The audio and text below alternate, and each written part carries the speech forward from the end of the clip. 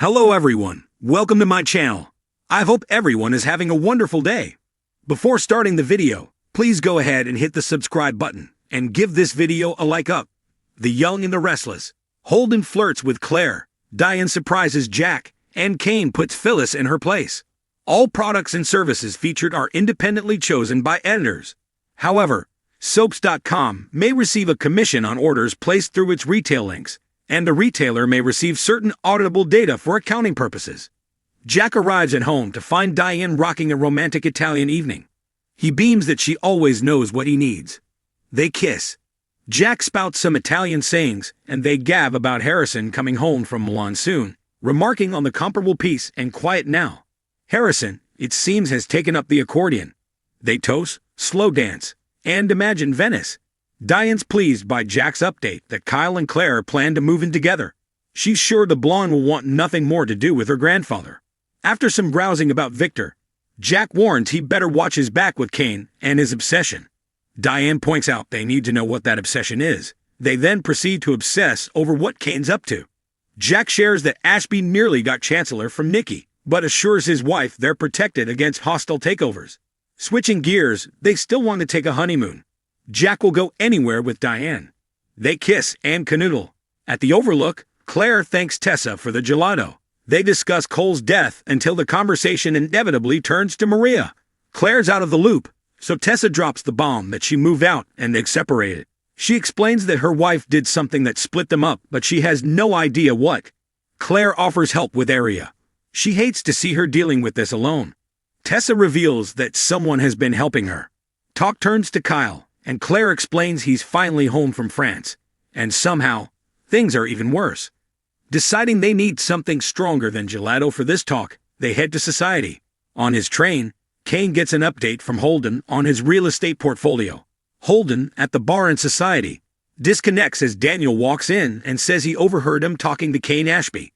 He makes a crack about him, not minding who he hurts on the way up. They spar verbally about Ashby, and Daniel reveals they share the same ex-wife, Lily, and admits they both hurt her. Holden explains he worked for Kane when he was Dumas and was recently rehired. They exchange names, and Holden learns Daniel's concerned about his mother, who has aligned herself. Didn't know his mother worked for Kane. He's still trying to figure out where he fits in. He's sure Daniel knows Ashby better than he does. They discuss the rigors of being unemployed. Holden hopes this opportunity will help him achieve his goal. Daniel asks what his goal is. Triggered, Holden accuses him of digging for dirt for Kane. Daniel smooths the waters with Holden, who confesses that he dreams of opening a club. Daniel makes a friend for life by saying they could use another cool club in town. Tessa and Claire arrive, and Holden goes into flirt mode, saying his night just got a whole lot better. Amid Claire and Daniel's chit-chat about summer staying in Italy and Harrison returning home, Holden orders a round of Vespers. Tessa and Daniel share a private look, and he gets that glint in his eye. Moving to a table, they all choke down the very strong Vespers, and Daniel expresses his condolences to Claire. Holden learns he lost his partner, Heather, this year, and reflects that there's nothing harder than losing someone you love. Tessa reveals her relationship with her soulmate may be coming to an end.